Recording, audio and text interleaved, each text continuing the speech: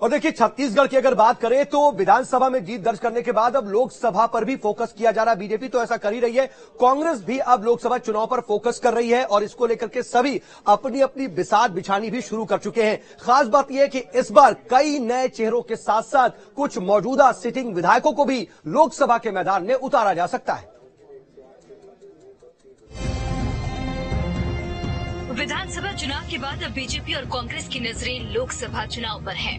प्रदेश में सरकार बनने के बाद एक और जहां बीजेपी में जबरदस्त उल्लास है, तो हार से कांग्रेस सदमे में है। लेकिन इन सब के बावजूद दोनों ही पार्टियां लोकसभा चुनाव की तैयारियों में जुट गई है। बीजेपी ने संगठन स्तर पर तैयारी शुरू कर दी है, तो कांग्रेस ने आगामी लोकसभा चुनाव के लिए कमर कस ली है। दोनों ही पार्टियों की नजर अब प्रदेश की 11 लोकसभा सीटों पर है, जिसके लिए बीजेपी लोकसभा में प्रत्याशियों की घोषणा कर सभी को चौंका सकती है, क्योंकि विधानसभा चुनाव में बीजेपी ने 4 सिटिंग सांसदों को विधानसभा में भेजकर सभी को हैरान कर दिया था। अब ऐसी चर्चा है कि लोकसभा चुनाव में बीजेपी इस बार अपने कुछ वर्तमान विधायकों के साथ ही नए चेहरों को चुनावी मैदान में उतार सकती है।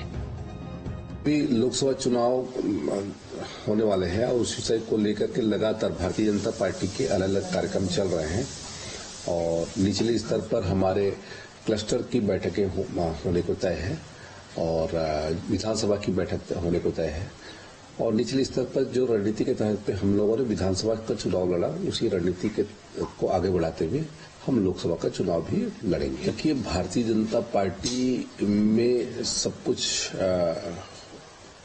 संभव हो सकता है और यहाँ पर एक छोटा कार्यकर्ता उच्च स्तर तक पहुंच सकता है। ये भारतीय जनता पार्टी में ही संभव है और पार्टी जैसा आदेश करेगी उसके आधार पर हर कार्यकर्ता काम करने को तैयार है। लोकसभा सीटों को साधने के लिए दोनों ही प्रमुख राजनीतिक पार्टी पूरा जोर लगा रही है।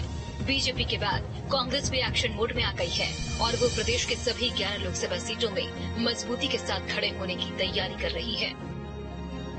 देखिए, हमने पूरी एकजुटता से विधानसभा का चुनाव लड़ा था। यह ठीक है कि परिणाम हमारी अपेक्षाओं के अनुरूप नहीं आए और पूरी तरीके से पूरी एकजुटता के साथ लोकसभा का चुनाव भी कांग्रेस पार्टी लड़ेगी और लोकसभा चुनाव के परिणाम विधानसभा चुनाव के इतर आने वाले हैं। उसका एक बड़ा कारण यह है कि अब की बार जनता मोदी सरकार से छुटकारा चाहती है। विशेष तौर पर जो उन्होंने वादा किया था महंगाई, बेरोजगारी, वादा खिलाफी सुशासन का, उसमें पूरी तरीके से नाकाम साबित हुए हैं।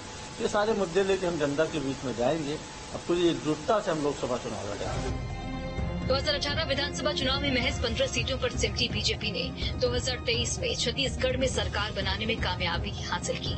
ऐसे में बीजेपी के अंदर लोकसभा चुनाव को लेकर जोश बरकरार है, वहीं कांग्रेस भी मजबूती के साथ जनता के बीच जाने को तैयार है।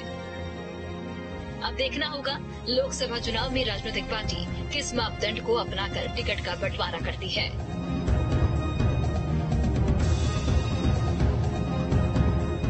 रायपुर से न्यूज स्ट्रीट के लिए अंकुश शर्मा की रिपोर्ट।